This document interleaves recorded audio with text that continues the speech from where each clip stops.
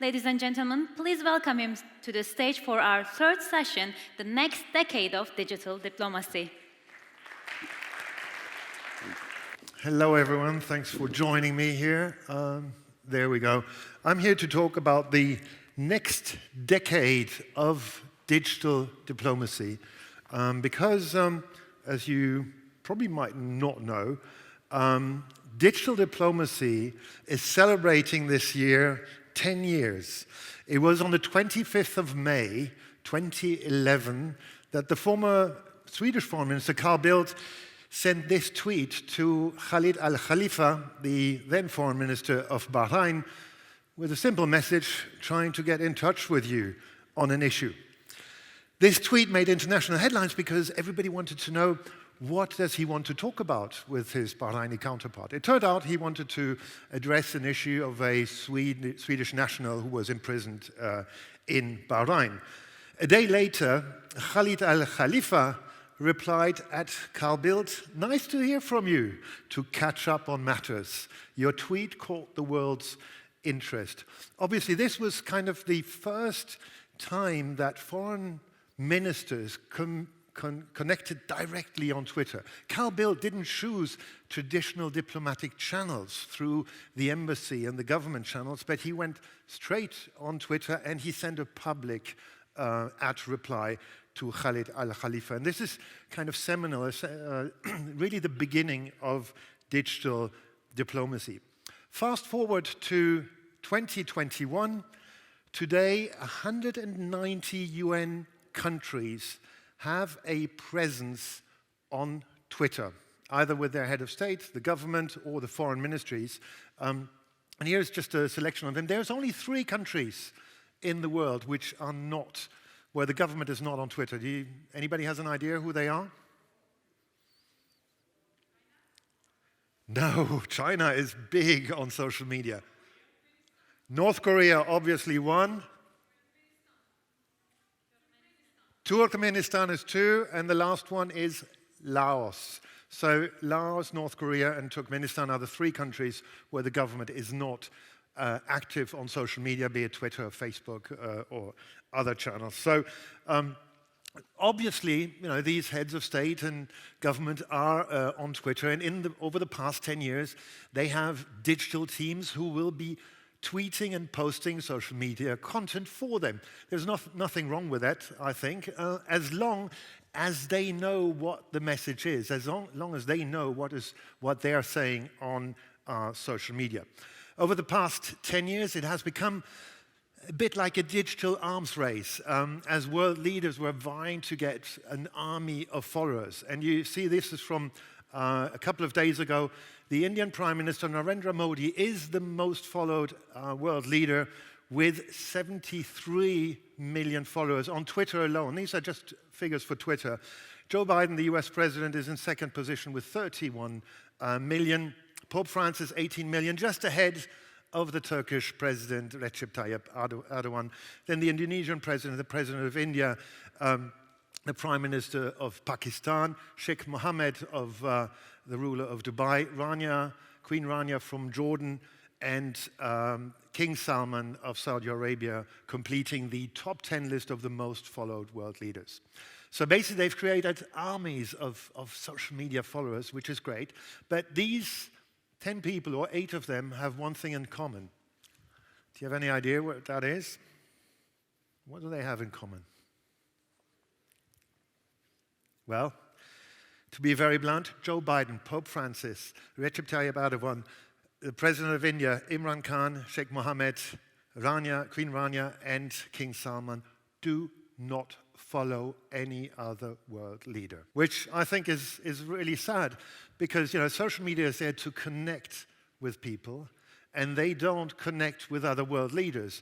The only one who's well connected is the Indian Prime Minister Narendra Modi. He does follow a host of other leaders from small and big countries, but what's interesting, he does not follow Joe Biden nor the official POTUS account. So I think this is quite interesting, that he's very selective about who he follows. The Indonesian President Joko Widodo does follow one other world leader, and that is specifically Narendra Modi. So, it's really sad to see that our leaders do not connect with each other on social media, because that is what digital diplomacy is about, I think. It's really important to really follow other users and maybe to interact publicly, as we've seen with Carl Bildt and Khalid al-Khalifa. So, US State Department this year tweeted this: the United States is leading with diplomacy, basically tweeting, we're back, America's alliances are our greatest asset, and leading with diplomacy means standing shoulder to shoulder with our allies and key partners once again. Great message to see the US State Department being active again with its allies. But if you look at the Twitter account of the US State Department, they're the most followed foreign ministry on Twitter with over 6 million followers, and they're following 222 other accounts. How many foreign leaders, how many foreign ministries do you think they follow? Did I hear that well? It is zero, zilch. They're not following any other foreign ministry. I have to admit, the Turkish foreign ministry is not much better. Also, the account of the Turkish foreign minister does not follow any other foreign ministry, which is really sad. Because, if you have diplomatic relations with a country, I think it is a matter of courtesy to then also basically follow each other on social media, Twitter in this example. Now, there's one country or one foreign ministry, it's the foreign ministry of Iceland. They're among the best connected foreign ministries in the world. They only have 20,000 followers, so it's a rather small account in the scales of things, but they have mutual Twitter relations with over 120 countries. So basically they're following the other foreign ministry and they're following back, they follow foreign leaders. So I think this is really what we want to have when we speak about digital diplomacy, and I think this is, for the next decade, what we really need to achieve: better communication, better coordination on social media, and that they follow each other. So as the foreign ministry, the Icelandic foreign ministry tweeted, see, size really doesn't matter, hashtag digital diplomacy, hashtag Iceland, hashtag small states. Talking about digital diplomacy, the Israeli government last year had a major impact, I think, after the signing of the Abraham Accords. The @Israel account tweeted, what better way to celebrate today's historic peace agreement than with a new filter and the flags of the UAE, Israel, and Bahrain. Check out our special filter on the Israeli Instagram account, and here it is, this filter, which was used by more than 1 million people, really to express joy at the establishment of diplomatic relations and digital relations between Israel and the Arab states in the Gulf. I think this was a great example of how digital diplomacy really had an impact. How users could, on Instagram, put this this filter on there with the flags. I think this was a great example of positive digital diplomacy. So, as we've heard during the COVID pandemic, our leaders and we all were pushed into Zoom calls and had to learn how to mute your microphone, which is a subtle way in diplomatic terms to shut up. This is the EU Council meeting online here, the first one. And, so leaders had to adapt, and adaptation does not mean adoption of these new digital channels. We've seen last year, basically they were following the Zoom calls in their respective offices. So this is really a new reality that everyone, all leaders, had to get used to. The key question is, did they have closer relations through Zoom calls? I think with video chats, they definitely had. This is an example here of the president of Armenia chatting to the president of Georgia here on their laptops, and I think by looking each other in the eye on computer screens, they maybe have a much more intimate relationship than we think. It was definitely not in the big meetings. The G7, the G20, the UN General Assembly was just a collection of pre-recorded video statements, and especially during the UN General Assembly, you did not have to stay to listen to all of them, and that's in general at the UN General Assembly. But so here I think Zoom calls are, for big meetings, don't really work, and there is one thing which is missing, and it is basically the meetings in the corridor. That's where you kind of have the face-to-face meeting, the bilateral meetings. And in that way, the digital bilateral meetings,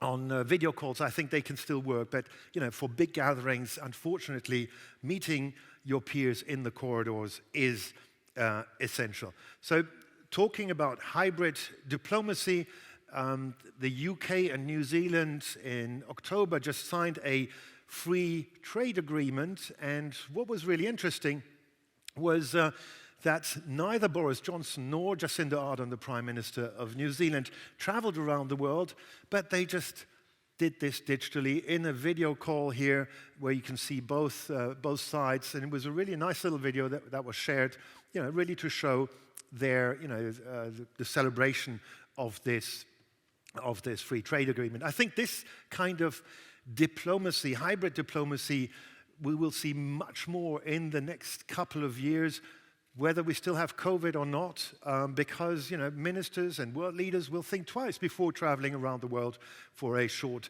meeting. So I think that's the new reality. We have to live with it, and that's hybrid diplomacy for you. I don't know what you think about selfies.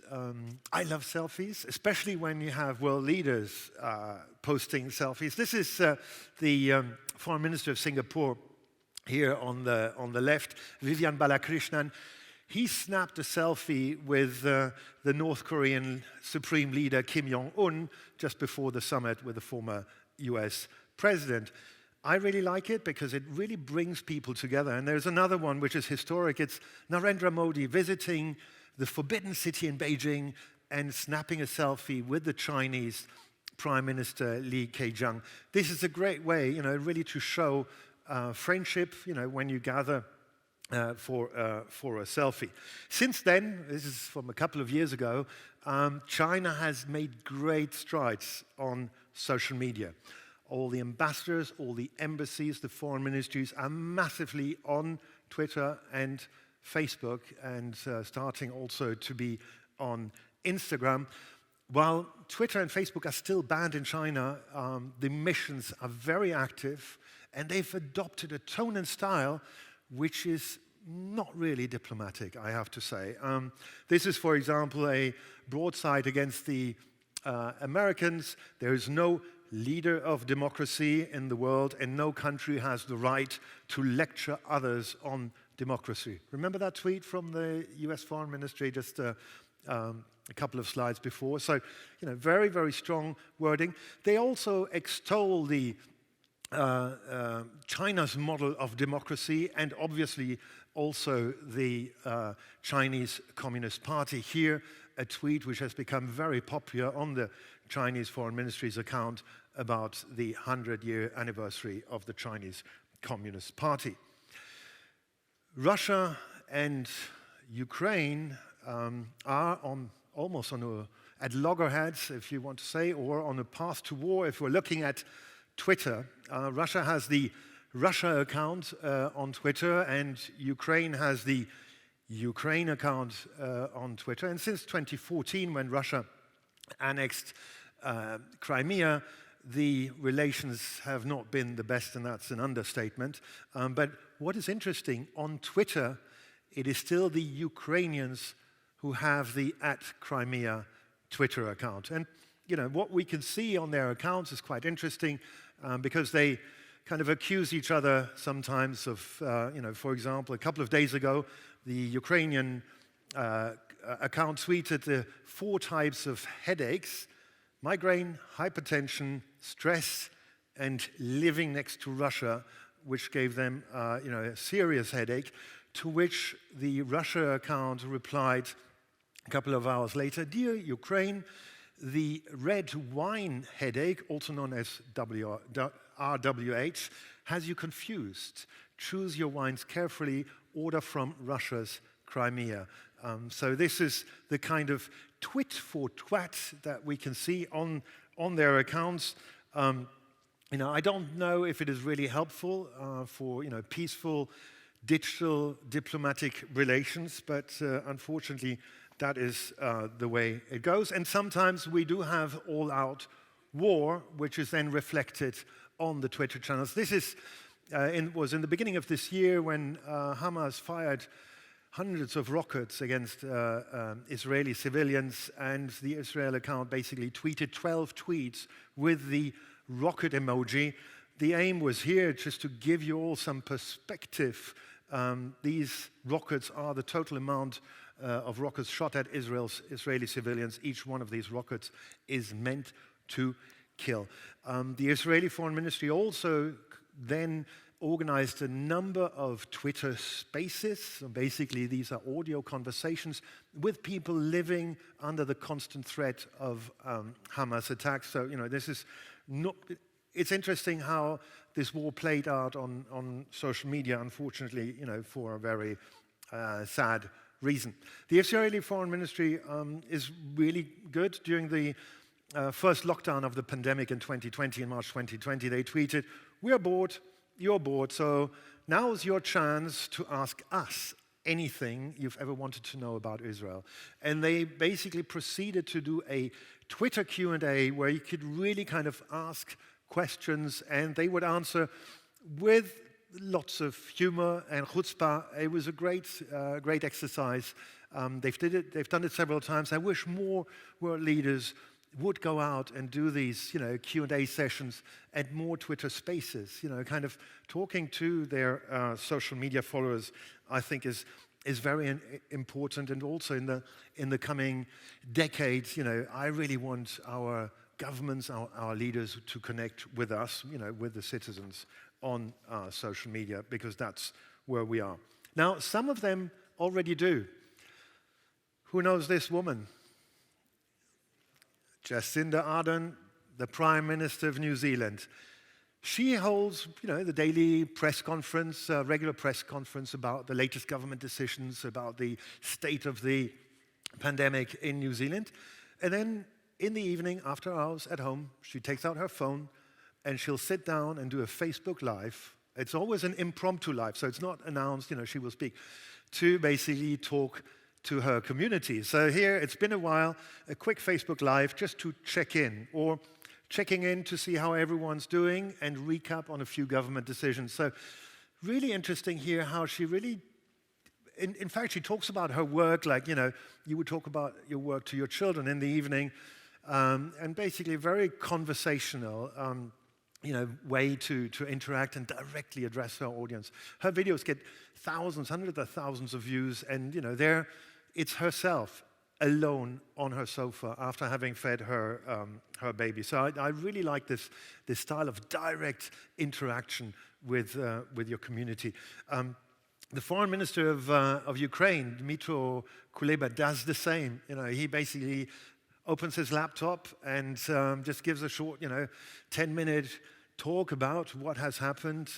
It's all in Ukrainian, unfortunately, but he has been consistent in addressing his followers on social media. And I really like this because it just becomes, it's so personal. It's not the official press conference. So digital diplomacy, unfortunately, there's the Russian account tweeted an anniversary picture with Vladimir Putin here, and is basically preceding the Russian bear, and very elogious about the Russian president for his 69th birthday. What is really sad, the Russian president, Vladimir Putin, does not have a personal Twitter account, a Facebook presence.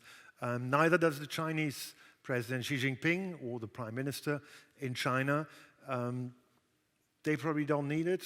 Angela Merkel, the outgoing German chancellor, always refused to open a Twitter account, and she even deleted her Facebook page with several million followers. So it's really sad to see that some leaders don't open up to social media, and I find it really sad. I hope that will change over the next decade as a younger generation comes to power. We've seen Jacinda Ardern. She is in her early 40s. So it remains to be seen how our elected officials will use these channels. One thing I can say for sure, I don't think they will adopt the metaverse. So this metaverse where the online and the offline fuse, imagined by Mark Zuckerberg here, fencing with a fencer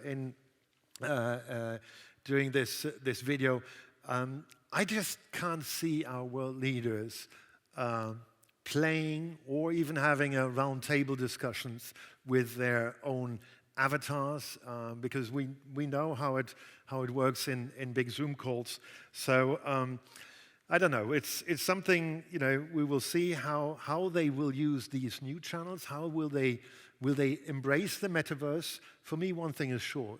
They will only embrace the metaverse if they can control the metaverse. Because I think one thing that we also hear from speeches is our leaders are insecure when they cannot control these digital spaces. And as you all know, these digital spaces are not owned by one government, but they're owned by a handful of, as this morning somebody said, social media barons, so basically unelected CEOs of these companies. And if you just look at the statistics, the biggest country in the world is Facebook, followed by YouTube in terms of their citizens or in terms of their users. And I think this is something that won't change over the next year. I don't think we will see any government-owned social media space. So with that, thank you very, very much. Unfortunately, I will have to bail out. I'm happy to take any questions and comments, and you can follow me on social media down there. Sorry, all the lettering went a bit haywire, but it's at Lüfkens, at Digitips, Lufkens. So happy to connect, and thank you very, very much for listening.